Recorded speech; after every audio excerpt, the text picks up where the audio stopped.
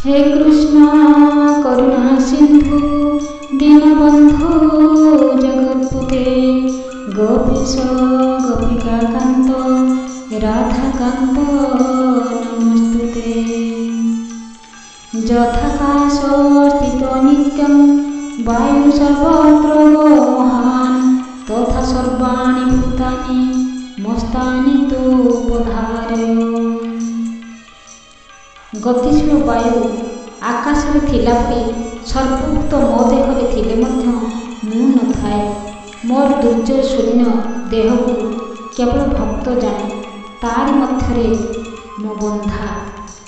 जेपरि सर्वत्र प्रवहमान वायु सर्वदा आकाश रे अवस्थान करे सेहीपरि समस्त जीव मो ठारे अवस्थान करती।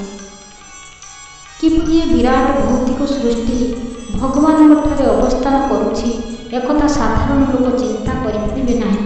यह साधारण लोक पक्षरे अचिंतनीय अटे, किंतु भगवान एठारे एक उदाहरण देइछन्ति जहाँ साहाय्य आमे कथाटी को बुझी परिबा। अंतरिक्ष बा आकाश हेउछि महान प्रकाश। यह आमे धारण करि परिबा एवं सेही आकाश रे वायु बा पवन हेउछि भौतिक जगतर महान प्रकाश।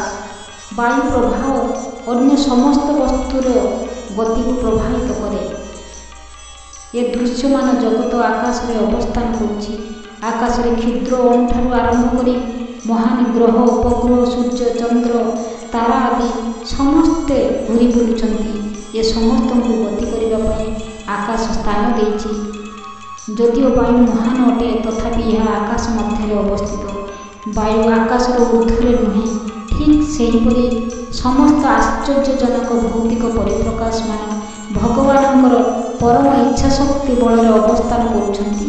से समस्त भगवानଙ୍କର परम इच्छा शक्तिर अधीनस्थ अटंती। आमे जेपरि साधारणतः कहू भगवानଙ୍କ इच्छा व्यतिरेक घास वा पत्रटिए भी सुद्धा हलिपारे नाही, सेहीपरि समस्त तांकर इच्छा अनुଯାयी विचरण करुछन्ति। तांको इच्छा अनुଯାयी सबु सृष्टि हेउछि, सबु प्रतिपालित हेउछि एवं सबु विनिष्ट हेउछि मध्य। तथापि से समस्तंकठारु पृथक अटंती। जेपरि आकाश सर्वदा वायुमंडल क्रिया ठारू पृथक अटे। उपनिषद रे कहा जायछि जे भगवान भୟରେ वायु प्रवाहित होउछि।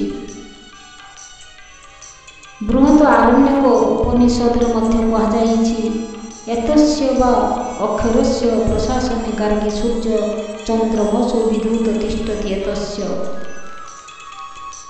अर्थात भगवान आदेश अनुଯାयी भगवानଙ୍କର अध्यक्षतारे सूर्य चंद्र एवं महान ग्रहगण गति करुछन्ति। सेहीपरि ब्रह्म संहितारे मध्य कुहाଯାଇଛି सूर्यंकर गति संबंधर मध्य वर्णना कराଯାଇଛି जे सूर्य भगवानଙ୍କର ଏକ ଚକ୍ଷୁ ସଦୃଶ ଅଟେ। ଉତ୍ତାପ ଆଲୋକ ବିତରଣ କରିବା ନିମିତ୍ତ ଏହାର ମହାନ ଶକ୍ତି ଅଛି। ତଥାପି ଏହା ଭଗବାନଙ୍କ ଇଚ୍ଛା ଅନୁଯାୟୀ ନିଜର ନିର୍ଦ୍ଦିଷ୍ଟ ଗତିପଥରେ ଗତି କରିବାରେ ଲାଗିଛି। ତେଣୁ ବୈଦିକ ସାହିତ୍ୟକୁ ଆମକୁ ଏ ପ୍ରମାଣ ମିଳୁଛି ଯେ ଭୌତିକ ସୃଷ୍ଟି ଯାହାକି ଆମକୁ ଅତି ଆଶ୍ଚର୍ଯ୍ୟଜନକ ଏବଂ ବିରାଟ ବୋଲି ପ୍ରତୀୟମାନ ହେଉଅଛି परम पुरुष भगवानଙ୍କର पूर्ण नियंत्रणाधीन अटे। यही कथा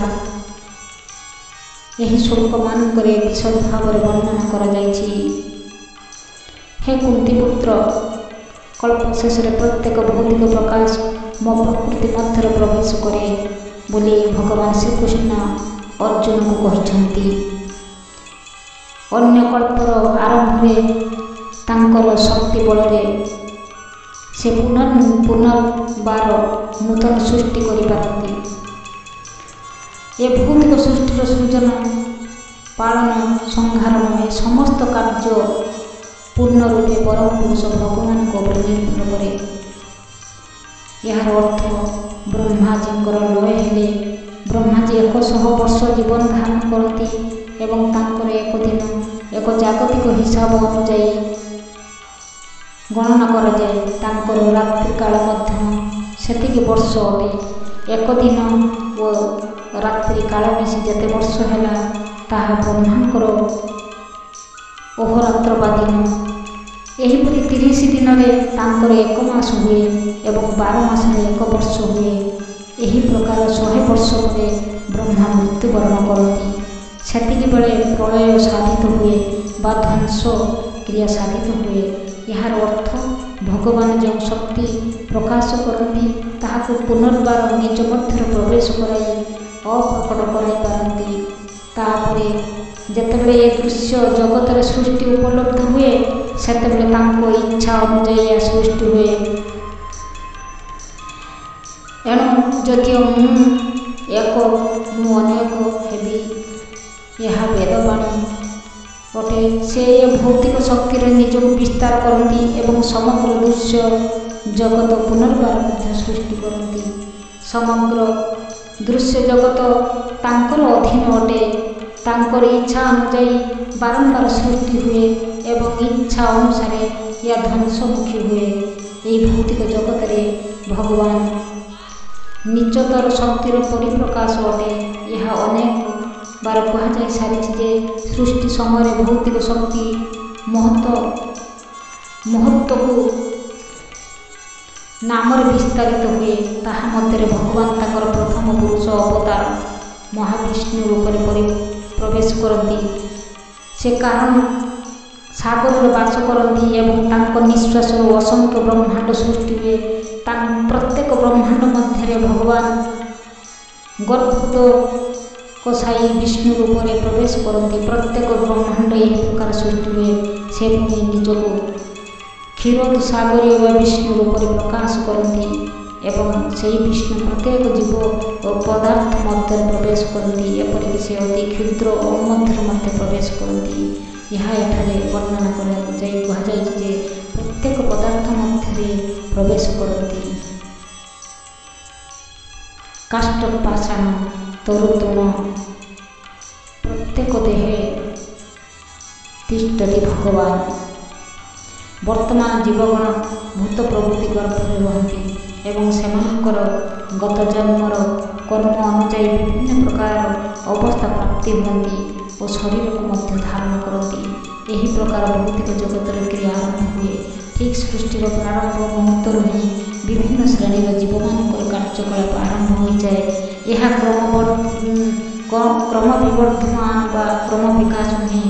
ବ୍ରହ୍ମାଣ୍ଡ ସୃଷ୍ଟି ସଙ୍ଗେ ସଙ୍ଗେ ବିଭିନ୍ନ ପ୍ରକାର ଜୀବଜନ୍ତୁ ସୃଷ୍ଟି ହୋଇଯାନ୍ତି। ମାନବ ପଶୁ ପକ୍ଷୀ ପ୍ରାଣୀ ସବୁକିଛି ଏକ ସଙ୍ଗରେ ସୃଷ୍ଟି ହୁଅନ୍ତି। କାରଣ ଶେଷ ପ୍ରଳୟ ସମୟରେ ଜୀବ ଯେଉଁ ପ୍ରକାର କାମନା ପୋଷଣ କରିଥାଏ ସେହି ପ୍ରକାର ସେ ପୁଣି ପ୍ରକାଶିତ ହୁଏ।